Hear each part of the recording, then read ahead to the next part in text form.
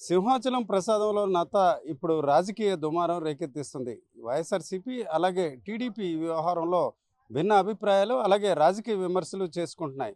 3 రోజుల క్రితం ఏదైతే ఈ నెల డిసెంబర్ 29వ తేదీన సింహాచలం ప్రసాదంలో ఒక నత్త ఉన్నట్టు ఒక యూట్యూబర్ తన యూట్యూబర్లో వీడియోను వైరల్ చేశారు. ఈ విషయంపై టీడీపీకి సంబంధించిన ప్రజాప్రతినిధులు ఆ యూట్యూబరే ఆ రకంగా వేసి దాన్ని వైరల్ చేశారని ఆరోపణలు చేస్తున్నారు. దీనిపై ఇప్పటికే దేవస్థానానికి సంబంధించిన సిబ్బంది గోపాలపట్నం పోలీస్ స్టేషన్లో ఫిర్యాదు ఇచ్చారు. అయితే ఈ వ్యవహారం ఒకవైపు కొనసాగిస్తూనే వైఎస్ఆర్సీపీ మాత్రం దీన్ని చాలా వైరల్ చేస్తుంది.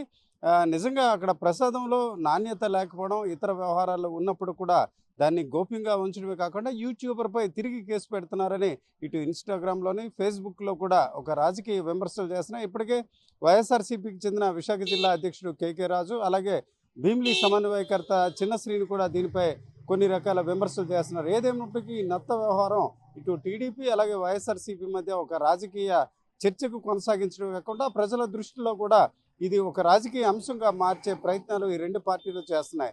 అయితే ఇదంతా ఒక ఎత్తు అయితే అసలు నత్త ఏ రకంగా వచ్చింది, నిజంగా నత్త ఆ ప్రసాదంలో ముందుగా పడినట్లయితే దేవస్థానం సిబ్బంది చెప్పినట్టు ఆ వేడికి అలాగే వంట చేసే క్రమంలో అదంతా కూడా క్రష్ అయ్యే పరిస్థితి ఉండాలి. కానీ అది నత్త కొంతవరకు సజావుగా ఉన్నట్టు కనిపిస్తుంది. అంటే నత్త నిజంగా ప్రసాదం తయారు చేసిన తర్వాత అందులో ప్రవేశించిందా లేక నిజంగా దేవస్థానం సిబ్బంది చెప్పినట్టు యూట్యూబర్ ఉద్దేశపూర్వకంగా నత్త వేశారా అన్న విషయంపై కూడా కొంత గందరగోళ పరిస్థితుంది.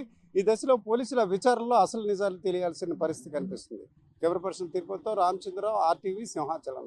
Local to global news at your fingertips. మీ చేతిలో ఒక ఆయుధం. Download raw TV app. Media legend Ravi Prakash is back.